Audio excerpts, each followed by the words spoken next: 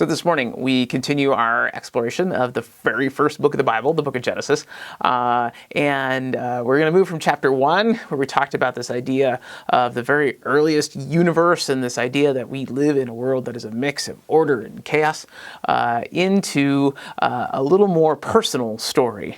Now we're actually skipping over a couple of people, Adam and Eve, and going to their kids, their sons, Cain and Abel.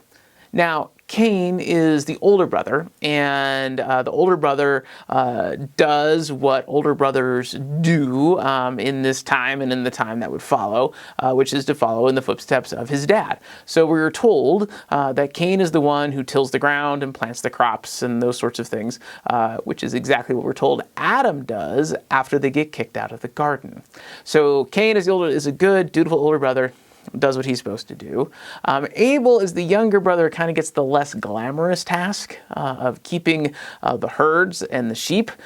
We've talked about sheep and shepherds before, and the reality was being out with the animals was dirty and it was dangerous, and it was hard work, and it was not considered prestigious at all. So we have Abel as the younger brother basically getting the less glamorous, less good work. Now, we're not sure why they know how to do this, but at a certain point, Cain and Abel both offer some sacrifices to God. Now, we haven't had the instructions from God that we'll get in the later books of the Old Testament about how exactly one should do these sacrifices, but somehow, some way, Cain and Abel know that they should be offering something of the harvest and of the flocks that they have up to God, and so they both do. Now, again, for a reason that's not really explained, the older brother's offering is not accepted, or at least he doesn't perceive it to be accepted by God, while the younger brother's offering seems to be and appears to be the one that is actually accepted and enjoyed by God. Now, again, we're not told why this is the case. We're not told that one offers something better than the other. It just seems to be the way that it is. Personally, while some of us probably would love to have that detail and love to know why, the truth is, if we understand that we live in a world that's a mixture of order and chaos, and if we live in a world where it's not actually possible to understand everything, I think it's actually more interesting that we're not told why. I mean, after all, how many times do we run into people in life that seem to have it all, who don't seem to be working really any harder or be any smarter than us, and yet life just seems to work out better for them, right? Like somehow they just either know something, or they're just lucky in a way that we're not lucky, or that they're blessed in a way that we're not blessed. How many times we run into people in those lives where we can't ever explain why it is that they just seem to always get the long straw and we always seem to get the short straw, right? This is part of life. This is just part of what it is. And the truth is, we never probably will know why those people exist and why their lives just seem so much more blessed or lucky or happy than ours are, because chances are we can't know. So here in this very, very early, really in chapter 4 of the first book, we have this moment where we've got two brothers and it feels like one is being blessed and one maybe not so much, and we're not at all told why. And whoever's writing the story down, and our scripture doesn't seem to be bothered at all by the fact that we're not told why. And truthfully, in terms of this story, it really doesn't matter. It doesn't matter why Cain feels like, or he seems to come out on the losing end. What matters is how he reacts to that moment, how he reacts to the fact that he, as the older brother, and apparently in most people's eyes would be the more important brother, isn't being accepted at the same level that his younger brother, the lowly sheep herder, seems to be. Now, this is really the first of several sibling rivalry stories, many of which will show up just in Genesis. Right? We've got Cain and Abel to start with, and then we've got Noah and the rival between Noah's sons. We've got the rival between Abraham and Lot, who aren't really technically brothers, but are treated like brothers. We have Isaac and Ishmael. We've got Jacob and Esau. We've got Joseph and all of his brothers. Sibling rivalry is a huge theme in Genesis especially, but also in the Old Testament in general. We're going to see it all down the line, all the way, to the time of David. David, who was selected to be king, even though he was a youngest brother, and he seemed to have so many more able-bodied older brothers, and some jealousy that would ensue there too.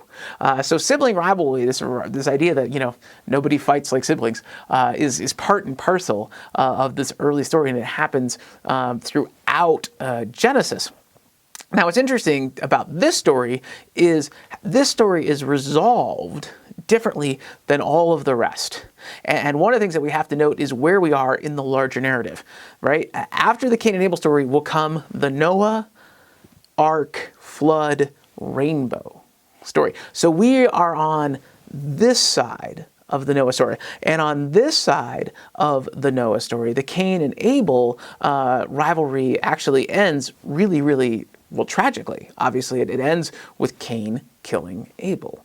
All of the sibling rivalry stories that happen after Noah, after the flood, after the rainbow, after the promise from God, actually end with some sort of reconciliation between the siblings, between the parties that were involved. I want you to hold on to that. We're going to come back to that.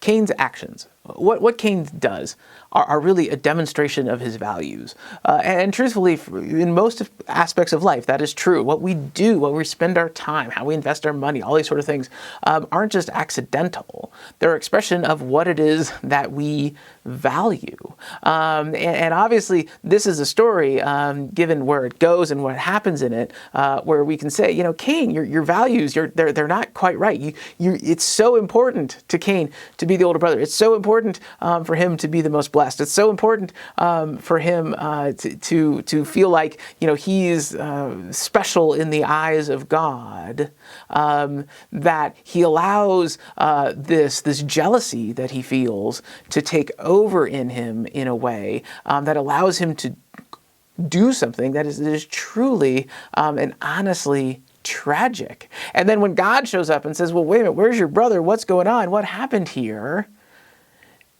What does he do?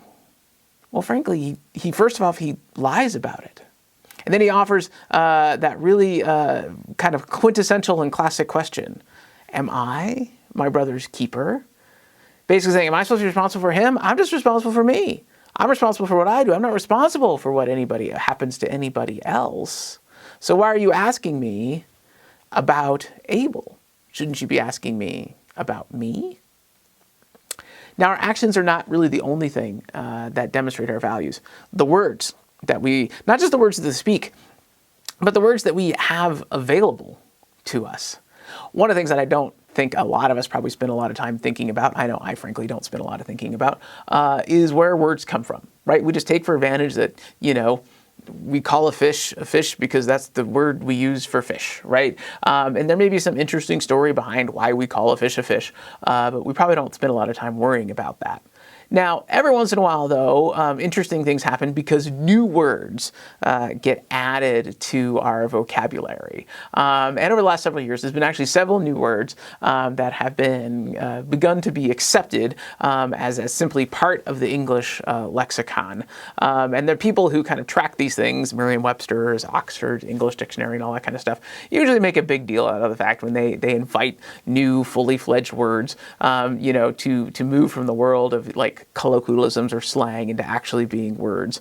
Some recently have been, there is actually fairly accepted the new verb MacGyver, to MacGyver something, which as a child of the 80s just makes me so happy and just frankly a big fan of that show.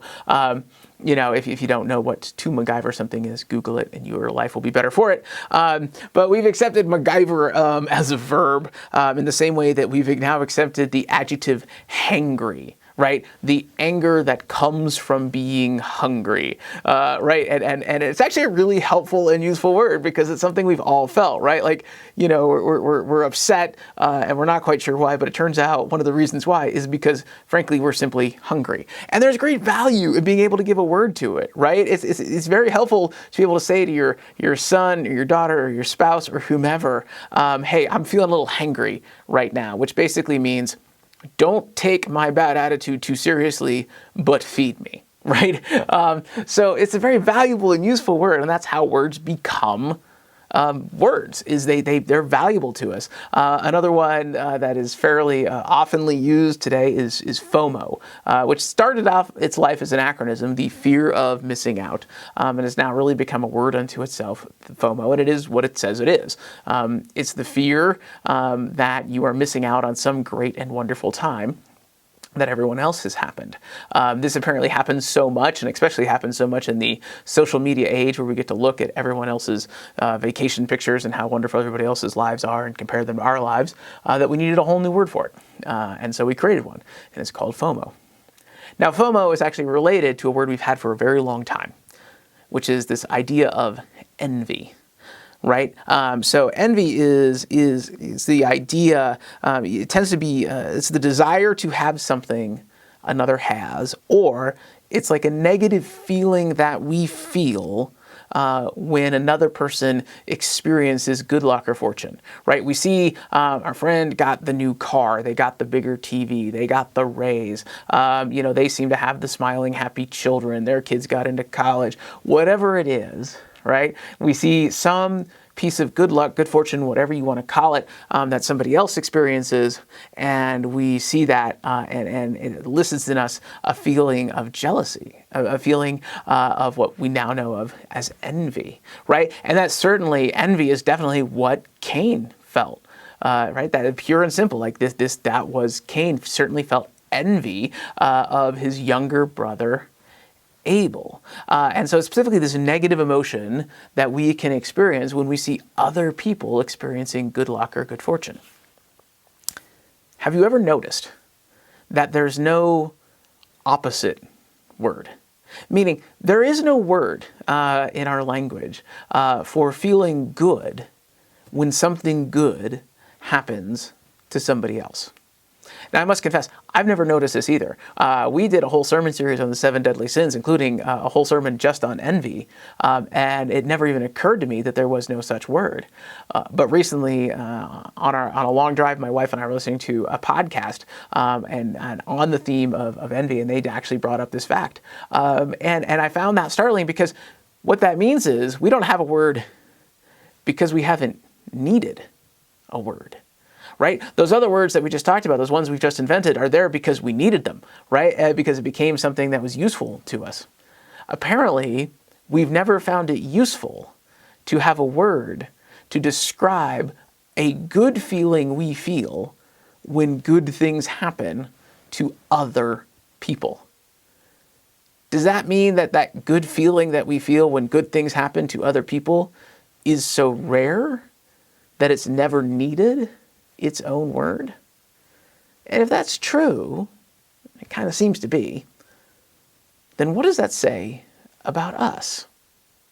Now, words are not the only thing that really portray our values in a way. Another thing that kind of portrays our values is games. And we were, of course, going to get to games because this whole sermon series is about games. And specifically today, we're looking at the game of Sorry. Now, I'd be surprised if you've never encountered the game of Sorry. Maybe you never played Sorry, but you never encountered the game of Sorry. It's pretty basic. You have a group. Every player has 4 little tokens, and the goal is to get the tokens all the way around the board from start to home. Fairly straightforward. And in fact, Sorry isn't really an original game. Hate to burst your bubble, but it's not. It's actually based on another game that you can still find around today that in the United States we call Parcheesi. Now, before there was the game of Parcheesi as we know it today, there's been for about 1,000 years a game around what they call the circle and cross games, which are basically the same thing. You start with tokens. They started a nest, which always felt like a nicer place to start than start, right? I mean, start on start, very factual, but you start in your nest. You know, and instead of, and you go from your nest to this communal home in the middle, but otherwise the play follows a very similar pattern to that of which we know as Sorry today. In fact, I learned Parcheesi first. Before I ever saw a Sorry game, I actually played Parcheesi several times. So when I saw Sorry, I'm like, oh, this is Parcheesi. Now, Sorry came out in the 1930s, and in fact, initially it came out in the UK, and Parker Brothers, which at that point was an up-and-coming board game maker in the United States, had seen it and really sort of dismissed it initially as just another Parcheesi clone and wasn't particularly interested until it started to sell really well in the UK. And when it started to sell there, they took a second look at it and said, oh, okay, you know, we'll bring that home and we'll bring that back to the United States. And so they paid a fee and licensed Sorry and brought it back to us. Now, there are some important distinctions between Parcheesi and Sorry. And one of them is, one of the noticeable ones is, Parcheesi is actually played with dice, where you roll 2 dice in order to move your points around. Sorry replaces those with a deck of cards. And what the deck of cards lets you do is let you have some special features. Instead of just letting the dice telling you how many spaces to move, you can give additional instructions on the card. Like if you get a 4 card, you don't move forward, you move backwards 4. If you get an 11, you can move 1 or you can move 11. This adds an additional level of choice, an additional level of strategy to the game, as we talked about last week with Yahtzee. The idea of having more choice and being able to have more strategy in your game makes it more appealing. So those aspects of it to it. But there was a couple other changes, and really I think these are the ones that really set Sorry apart. One is if you draw a 10, you can either go 10 spaces or you can trade places with your opponent. So if you have an opponent that's very near your home and your piece is very near your start, well, you can swap places with them. And that may very much improve your situation. It may also degrade your opponent's situation. But that's not the biggest change. The biggest change is, of course, the addition of the Sorry card. And if you draw the Sorry card and it's your turn, you are allowed to take a player from the start, from one of your start things, and put it where any other of your opponent's pieces are and send that opponent's piece back to their start. Yes, the game of Sorry brings in this wonderful, sweet, sweet element of revenge. Parker Brothers obviously also knew this was going to be a popular feature because they made one additional seemingly subtle change where in the UK the game was just simply sold as Sorry. In the United States it was sold as Sorry!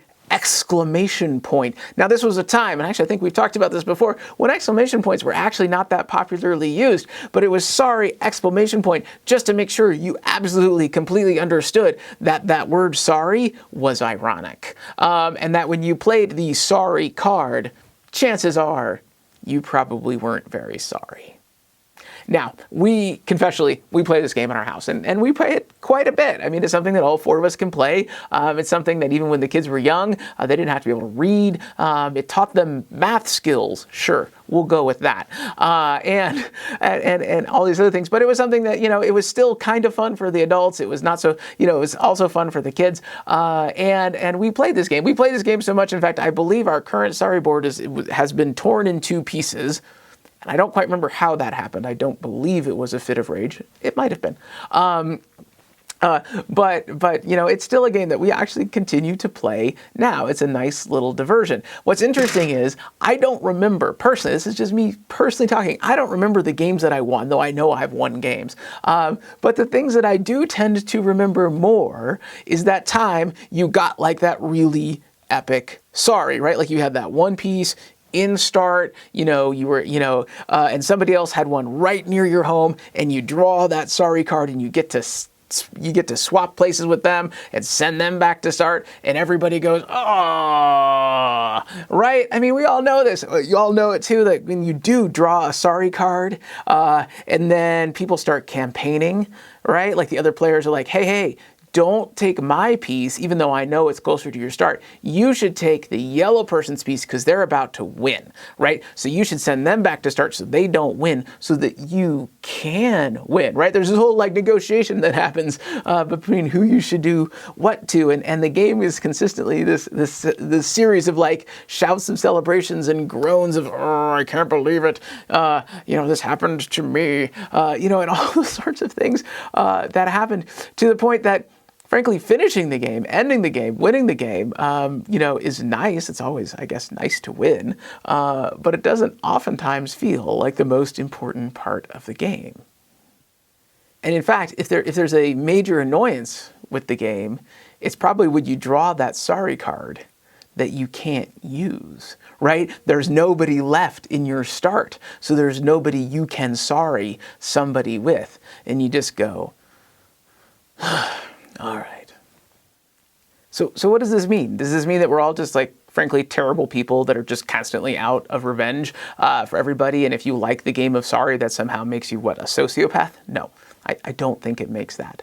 But it does mean that it's another just kind of concrete and probably trivial, admittedly, very much so, trivial example of something that is deeper and important to acknowledge. And that there are two parts of all of us. Right? So Genesis begins, chapter 1 and chapter 2 of Genesis begin telling us some important things about humanity, right? We are formed and created by God. The life that we have is actually breathed into us by God. We are made in God's image. These are concepts we come back to over and over and over and over again. We are made in God's image. We are God's beloved children. We understand that part of our nature from Genesis 1 and Genesis 2. But there's also another part of our nature. Right? There's a part of our nature that says that we have been given the ability to choose. We've been given the ability to not only affect our lives, but to affect the lives of other people. And how we choose to use that ability matters. It matters a lot. And for those of us who live now, if we live on this side of the flood story, if we live on this side of the coming of righteousness, then we have to recognize that while certainly sibling rivalries, either between physical, actual siblings, between acquaintances, between coworkers, whatever it is, these sorts of rivalries will happen. Envy is going to happen. Jealousy is going to happen. It is part of human life, and it's been there from the beginning. We live in a world that does not seem to be nor want to be fair. We will encounter situations where other people seem to be being blessed or given gifts in a way that seems disproportionate, and we're going to feel a little bit left out. These moments are going to happen. They've happened all the way back at the beginning. They've happened throughout the entire story of getting to now. So I think we can take for granted that they're going to happen in the future. The choice that we have is in the face of those things. How are we going to live? Who are we going to be? What decisions are we going to make? The rivalries are going to happen. We're not always going to respond in the right way. Sometimes we will stray from the path and indulge ideas of revenge and self-righteousness. But then what do we do? Well, if we live on this side of the flood story, if we live on this side of that part of our story with God, then ultimately what we need to look for is not revenge, but reconciliation. And perhaps more importantly for us, as people of faith, as people who are followers of Christ, we not only live on this side of the flood, but we live on this side of the cross, where we recognize that the ultimate act of reconciliation, the ultimate act that was meant to not only bind us to God, but bind us to each other, has already been made. That we live on this side of the life, teaching, death, and resurrection of Christ. We are all already reconciled. It's not even a matter of having to do that hard work. It's a matter of recognizing that the hard work has already happened and just learning to accept it. Cain asks a famous question: am I my brother's keeper? And the reality is, the answer is simple. Yes. Yes, he is. And yes, we are all our brothers and sisters' keepers. We are all made to care about what happens to other people. And while we maybe occasionally indulge in, a little bit of fun frivolity in games like Sorry that lets us dip our toes in the water of that sweet, sweet revenge, we must always be careful to never go any further than we absolutely have to down that path. And to recognize that the path God wants us to be on is a different one. And it's a path not of revenge, it is a path of reconciliation. It is a path where we are all bound together by a simple idea, a simple notion, a simple thought that Christ put together so eloquently for us. Our purpose is simple. We're to love God, love our neighbor, and love ourselves. And when we say sorry, when we recognize that we've messed up, and when we've recognized that we need to make amends for something that we did, when we go and we tell somebody, I'm sorry, we don't say it ironically. We mean it. Because when God did what God did for us, when God continues to do what God does for us, when the Holy Spirit continues to move in our lives and call us to be Christ's hands and feet, God means that too. Amen.